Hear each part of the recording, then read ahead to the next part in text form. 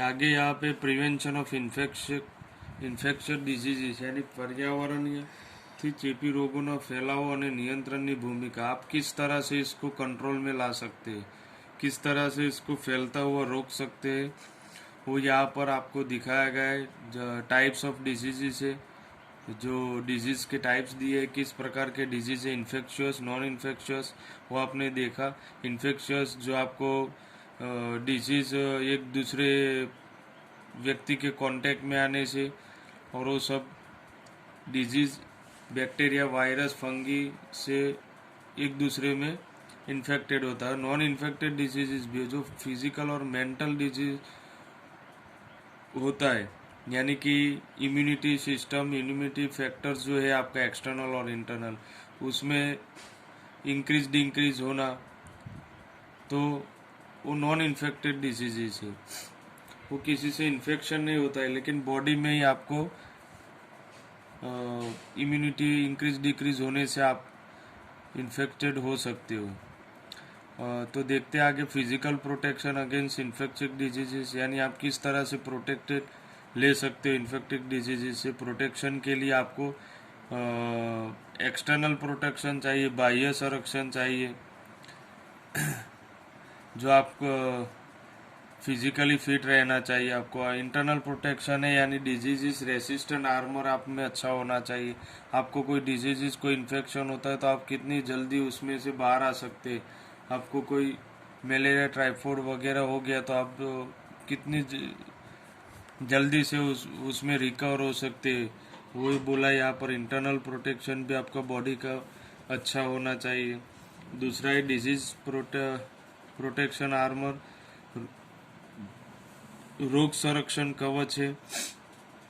आपको अच्छा पानी पीना चाहिए, फूड लेना चाहिए, हवाई लेनी चाहिए, अच्छी हवा लेनी चाहिए, तो आप वो सब प्रोटेक्शन आपका बॉडी कर सकता है। फिर आपकी इम्यूनिटी सिस्टम अच्छी होनी चाहिए, जो आपको प्रोटेक्शन देगी अगेंस्ट डिजीज, और disease body depends on immunity. Immunity is basically of two kind, natural and acquired, यानी आपको इम्यूनिटी आपकी बहुत अच्छी होनी चाहिए, जो इस सब डिजीज के सामने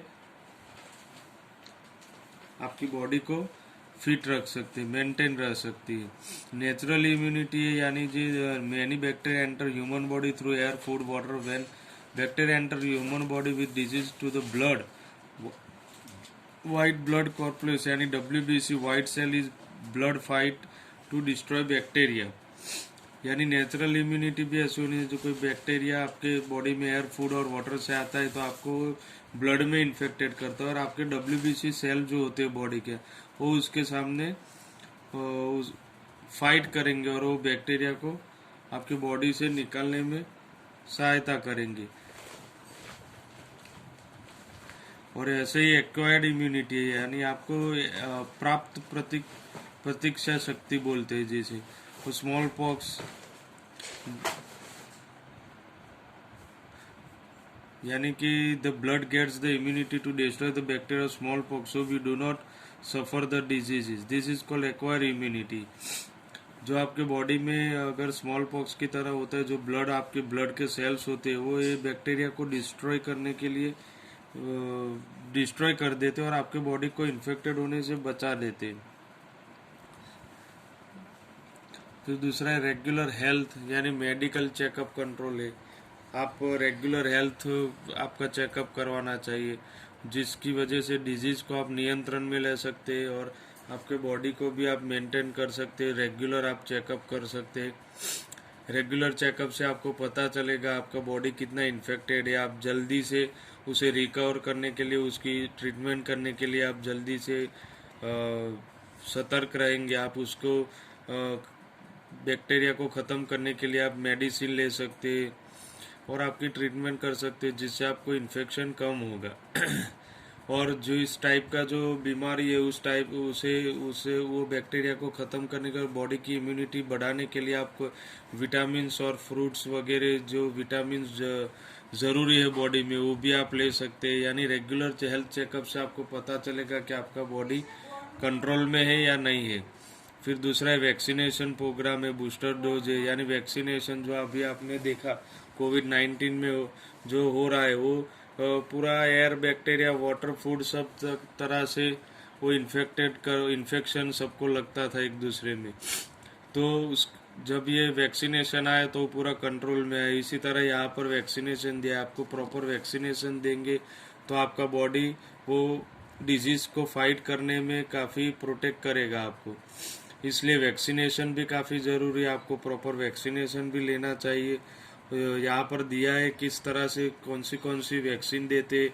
ये वैक्सीन जो चिल्ड्रन को दिखाया गया है, BCG है जो टीबी के अगेंस्ट प्रोटेक्शन करता है, जो बचपन में ही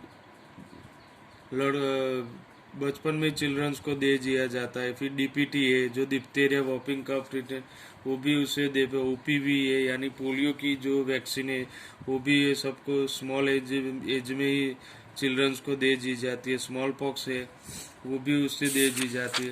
यानी ये सब जो वैक्सीनेशन है वो पूरा चिल्ड्रंस के बॉडी में ये सब डिजीज से उसे दूर रखने के लिए बचपन से ही ये सब उनके बॉडी में मेंटेन करने के लिए बचपन से ही ये सब वैक्सीनेशन हो जाता है। फिर कुछ बूस्टर डोज भी उसके जो उसे 2 बार दिए जाते हैं, DPT के, OPV के, पोलियो के। जो 3-4 साल का जो बालक होता है उसको सब ये सब देना पड़ता है बचपन में ही, जिसकी वजह से उसे पोलियो में प्रोटेक्शन रहे, DPT में प्रोटेक्शन रहे और पूरा लाइफ वो फिट रह सके। और ऐसी कोई बीमारी आती है तो उसे लड़ने के लिए उसकी बॉडी मेंटेन हो सके। इसके लिए सब पूरा डिफरेंट टाइप्स ऑफ वैक्सीनेशन दिया है। कौन सी वैक्सीन है, किस तरह से दी जाती है, कब दी जाती है, कितने उम्र होती है, वो सब यहाँ पर आपको दिखाया गया है। फिर यहाँ पर death rate of India at present, प्रवर्तमान भारत में मृत्यु दर दिखाया गया है। जो यहाँ पर टेबल है जो आपको दिखाया गया है, पर्सन ऑफ डेथ रेट 2001 में 8.74 था, 2002 में 6.62 था, 2003 में 8.49 था और लेटेस्ट 2006 तक का यहाँ पर डेटा जो 8.18% था। यानी ये गवर्नमेंट, जो इंडियन गवर्नमेंट है, वो हर 5 साल का पूरा डेटा यहाँ पर बार डेथ रेट इश्यू करती है, जो जिससे पता चले कि कितना डेथ रेट है। जो नीचे भी दिया हुआ है 2007 का, 2011 का 7.48 था, 2012 का 7.43% था। ये एवरेज दिया होता है कि किस तरह से डेथ रेट है, उससे पता चलता है कि यहाँ पर सुखाकारी जीवन इंडिया का कैसा है, लोग किस तरह का हेल्दी लाइफ जीते, वो इससे पता चलता है।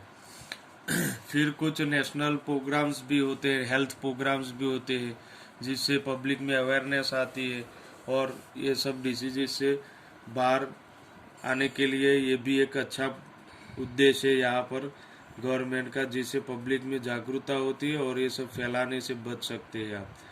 जैसे आपने देखा था कोविड-19 में जो मास्क पहनने के लिए काफ़ी सारी एडवर्टाइजमेंट हुई, काफ़ी सारा सोशल मीडिया पर भी कैंपेन हुआ, जिससे सब लोगों को पता चला कि मास्क पहनना और वैक्सीन सैनिटाइज करना काफ़ी ज़रूरी है, जिससे पब्लिक अवेयरनेस बढ़ी। फिर चाइल्ड हेल्थ प्रोग्राम भी है, छोटे बालकों के लिए किस तरह से कंट्रोल करना है डिसीजेस, जिससे उनको छोटी उम्र में TB वगैरह न हो, वो भी यहाँ पर दिखाया गया है। उसके वैक्सीन है, मलेरिया के भी है, जो आप पता